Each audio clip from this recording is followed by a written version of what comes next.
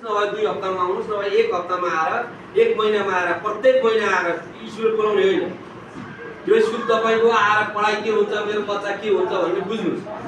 यदि तपाईँहरूले त्यसरी बुझ्दाखेरि क्लास टिचर भन्ने तपाईँहरूलाई हुन्छ थाहा छ? तपाईँको बच्चा पढ्ने क्लास टिचरको नाम कतिजनालाई थाहा छ? हात उठाउनु त। 4 जना, 5 जना, 6 जना, हस् हेल्स गर्नु। तपाईँले क्लास टिचरलाई कतिजना फोन गर्नुभएको छ तपाईँको बच्चाको बारेमा? हात उठाउनु त। हो सच तपाईँले यति सम्म के गर्नु, यति गर्नु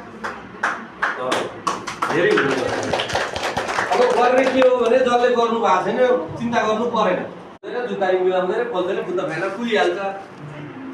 केही नभन्ने बोलाउने, बाबा यहाँ आउँदा यो रुटिन हिजो हामीले लेखेर सही गरेको है, हो भन्नु पर्यो, लेखेको छ, आफ्नो खाइन्छ, त्यसो भए रुटिन अनुसार गर, होइन भने खान पाइँदैन भन्ने। अरू केही नभन्ने, तैँले गरेर खान्छस् नि नभन्ने, गरेर खाँदैनस् नि नभन्ने, रुटिन लेख्ने, सबैले सही गर्ने, सही गर्न ल्याब चलाउने पकाउने। त्यसो गरेपछि तपाईँले 10 दिन जति त्यो प्र्याक्टिस गर्नु भने बच्चा अटोमेटिक रूपमा त्यो फर्ममा आउँछ। बच्चा 21 दिनपछि बच्चा त 100% आउँछ है।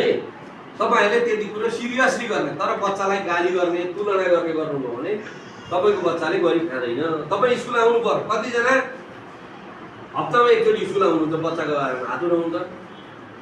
2 हप्तामा कतिजना आउनुहुन्छ? 2 हप्तामा 1 जना। 1 महिनामा कतिजना आउनुहुन्छ? अनि स्कुलले बोलाउँदा कतिजना आउनुहुन्छ? अब तपाईँको बच्चा 16 जना टिचरलाई 400 जना विद्यार्थी भाग लाउँदा कति पर्छ आफै हिसाब गर्नु। 40-50 जना पर्छ, 30-40 जना पर्छ एकजनाको भागमा।